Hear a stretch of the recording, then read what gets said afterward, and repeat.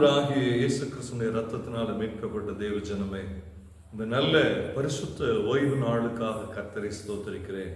இந்த புதிய மாதத்தினுடைய இந்த முதல் ஓய்வு நாளிலேயும் எசேக்கியேல் தீர்க்கதரிசியின் புத்தகம் 37ஆம் அதிகாரம் 26ஆம் வசனத்தினுடைய நடு பகுதியிலே கர்த்தர் ஒரு வார்த்தையை சொல்லுகிறார்.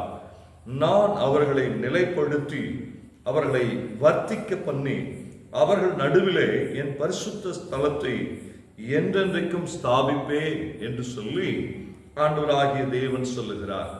இந்த அதிகாரத்தை நாம் வாசிக்கும் போது எசேக்கியேல் தீர்க்கதரிசியை கர்த்தர் ஆவிக்குள்ளாக்கி உலர்ந்த எலும்புகள் நிறைந்த பள்ளத்தாக்குக்கு கொண்டு போய் அந்த எலும்புகளை எல்லாம் உயிரடைய செய்து அவைகள் ஒரு பெரிய சேனையாய் நிற்கும் போது அவர்கள் இஸ்ரவேல் சந்ததி என்று சொல்லியும் பிரிந்து கிடக்கிறதான இஸ்ரவேல் யூத கோத்திரத்திலே ஆண்டவராகிய தேவன் அதை ஒன்றாக்குவதற்காக ஒரு காரியத்தை செய்து பின்பு இதை வாக்குத்தத்தமாய் சொல்லுகிறார்.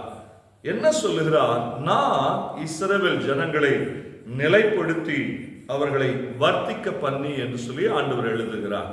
இன்றைக்கு இந்த சத்தத்தை கேட்டுக்கொண்டிருக்கிற தேவ ஜனமே, ஆண்டவராகிய தேவன் உலர்ந்து போன நிலைமையை மாற்றி பிரிந்து போன நிலைமையை மாற்றி நம்மை நிலைப்படுத்தவும் வர்த்திக்கவும் செய்கிற நல்ல தேவன் என்பதை இன்றைக்கு நம்மோடு கூட பேசுகிறார். தேவனுடைய கரம் எப்படிப்பட்ட கரம் என்றால் நம்மை நிலைப்படுத்துகிற கரம். ஒரு அலைந்து தெரியாதபடிக்கு தடுமாறி தெரியாதபடிக்கு நம்மை தேவ திட்டத்திலே நிலைப்படுத்துகிற கரம்தான் ஆண்டவராகிய இயேசு கிறிஸ்துவின் கரம். இன்றைக்கு அதை செய்ய போகிறார். அது மாத்திரமல்ல, நம்மை வர்த்திக்க பண்ண போகிறார். எவைகளிலே அவர் நம்மை வர்த்திக்க வேண்டும் என்று சொல்லி விரும்புகிறாரோ அப்படிப்பட்ட ஆசீர்வாதங்களிலே ஆண்டவராகிய தேவன் நம்மை வர்த்திக்க செய்ய அவர் வல்லவராய் இருக்கிறார். இன்றைக்கு இயேசு கிறிஸ்துவை நாம் விசுவாசிப்போம். மெய்யாகவே நம்முடைய காரியங்களை அவர் நிலைப்படுத்தி நம்முடைய காரியங்களை அவர் வர்த்திக்க பண்ணி ஒரு பெரிய ஜெயத்தை இந்த மாதத்தில் கொடுக்க அவர் உண்மையுள்ளவராய் இருக்கிறார். ஜெபிப்போமா?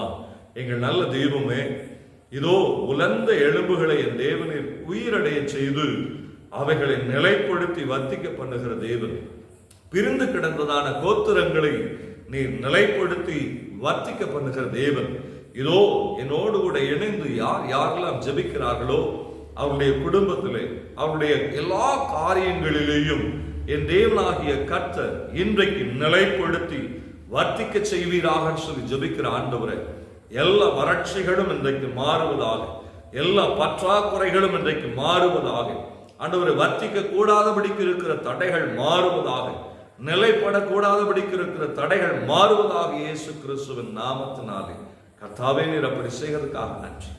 ஒவ்வொருவரையும் அப்படியே நீங்க ஆசீர்வதிங்க. ஜெயம்தான் இயேசு கிறிஸ்துவின் நாமத்தினாலே ஜெபிக்கிறோம் எங்கள் நல்ல பரிசுத்த பிதாவே.